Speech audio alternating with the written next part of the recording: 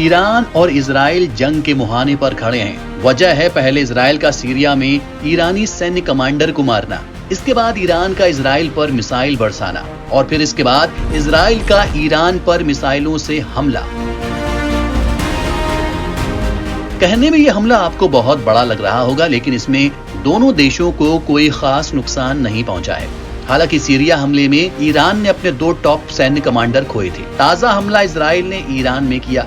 बताया गया कि इजराइल ने ईरान के परमाणु ठिकानों को निशाना बनाया था। अब अमेरिका ने दावा किया है कि इजराइल ने ईरान के परमाणु ठिकानों को नहीं बल्कि उसके एयर डिफेंस सिस्टम को निशाना बनाया था।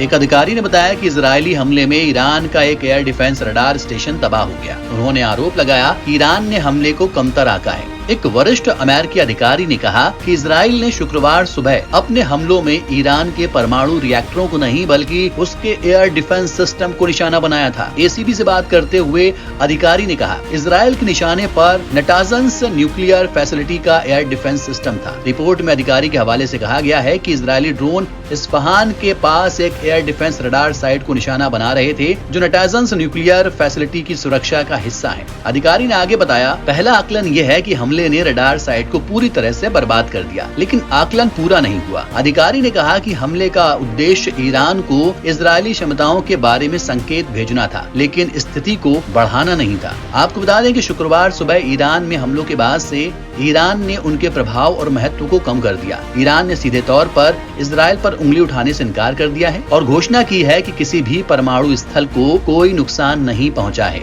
अंतर्राष्ट्रीय परमाणु ऊर्जा संघ ने भी बताया है कि परमाणु स्थलों को कोई नुकसान नहीं हुआ है और किसी के हताहत होने की खबर नहीं है। इजराइल ने भी ईरानी परमाणु ठिकानों पर हमले की जिम्मेदारी नहीं ली है। इसके बावजूद माना जा रहा है कि पिछले शनिवार को ईरानी बैलिस्टिक मिसाइलों और ड्रोन हमलों के जवाब में इजराइल ने यह हमला किया है। ईरान ने यह हमला दशमिक में अपने वाणिज्यिक दूतावास पर हुए इजरायली हवाई हमले के जवाब में किया था। इस हमले में ईरान के रेवोल्यूशनरी गार्ड कॉर्प्स के एक वरिष्ठ कमांडर सहित कई राजनयिक और सैनिक मारे गए थे। मारे गए ईरानी कमांडर हिजबुल्लाह से जुड़े थे, जो 7 अक्टूबर को हमास के हमले के बाद से लगभग हर दिन इजराइल पर हमला कर रहे थे। आपको बता दें कि उत्तर दक्षिण और पूर्व पश्चिम मार्गों के संगम पर आधुनिक ईरान के केंद्र में इस्फहान 1598 में फारस की राजधानी के रूप में उभरा। आज इसका अधिकांश इतिहास बरकरार है और ये शहर अपनी इस्लामी वास्तुकला जैसे टाइल वाली मस्जिदों और मीनारों के लिए प्रसिद्ध है। इस्फहान शहर में करीब 22 लाख लोग रहते हैं। इस्फहान शहर के विशाल नक्शे जहां स्क्वायर को यूनेस्को द्वारा विश्व धरोहर स्थल नामित किया गया है। इस्फहान शहर में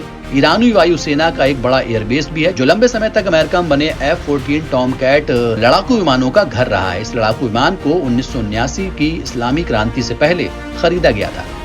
NBT ऑनलाइन की रिपोर्ट।